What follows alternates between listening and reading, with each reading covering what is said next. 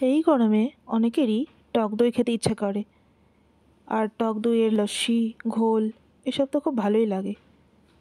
কেমন হয় যদি এটা ঘরেই বানিয়ে নেওয়া যায় খুব সহজেই?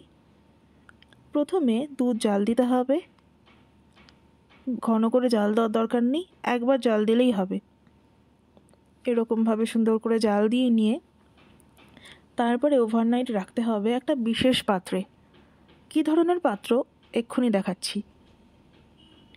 এই যে এরকম একটা পাত্রে রাখতে হবে। এই পাত্রটা আমরা নিয়ে এসেছি রাজস্থান থেকে, রাজস্থানের ফসিল উড আকালউড ফসিল পার্ক থেকে। এটা ফসিল পাথর দিয়ে তৈরি। এই পাত্রের মধ্যে চিল্ড দুধ ঢেলে দিলে, ওভারনাইট রাখলে সেটা সুন্দর দই হয়ে যায়। এরকমই তো বলেছে, দেখা যাক কীরকম হয়। বানিয়ে তো দেখি, আপনারাও সাথে থাকুন।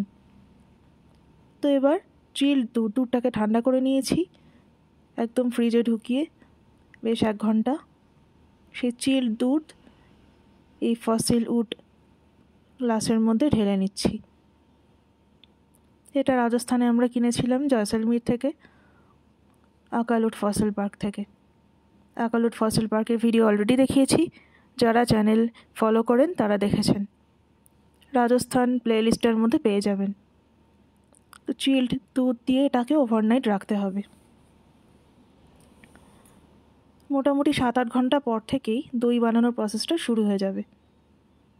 এই যে এরকম মিল্কটা নিয়ে এবারে ওয়ার্ম প্লেসে রাখতে হবে, ফ্রিজে কিন্তু নয়, একদম রান্নাঘরে রাখতে পারলে সবচেয়ে ভালো।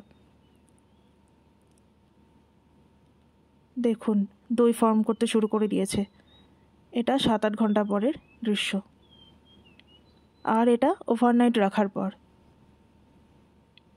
কি সুন্দর এটা উপচে বাইরেও চলে এসেছে। একদম ঘরে বানানো দই, খেয়ে কোনো শরীর খারাপ হবে না, এরকমভাবেই বানানো হয় কিন্তু। দারুণ দেখতে হয়েছে কিন্তু, তো খেতেও নিশ্চয়ই ভালো হবে, দেখা যাক। এটাই ওপরের এই ঘন একটা সুন্দর ক্রিমি থিক লেয়ার এসেছে। তো কেমন লাগলো অবশ্যই বলবেন।